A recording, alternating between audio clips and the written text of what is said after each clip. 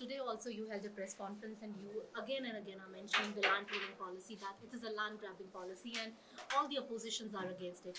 And how is Congress taking a stand against the same, and how are congressmen going to take it other further?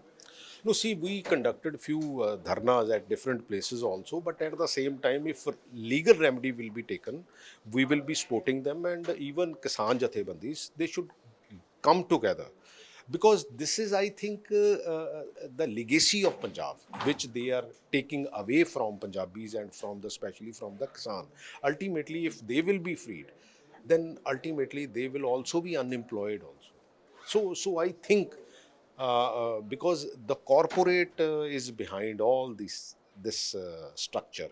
Because now even today I heard that even Haryana also announced 35,000 acre land pooling or acquire policy.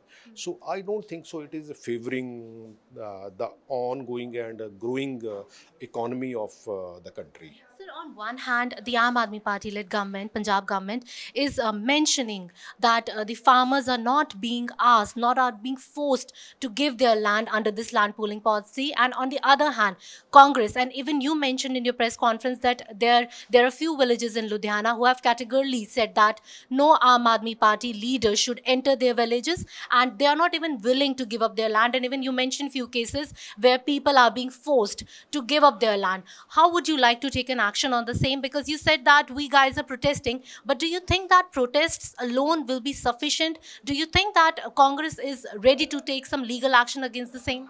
No, see, ultimately, if the policy is very good, then ultimately, why the people are not takers of that? See, one of the incident, they called one of the landowner to the police station that you have to commit that this is we are pooling in the land pooling policy. So ultimately, if and they have changed 3 times, amendment has been made. So ultimately, they are just befooling the Punjabis, but ultimately Punjabis are very aware now, because if we will lose the land, we will lose everything. So we will not let it go.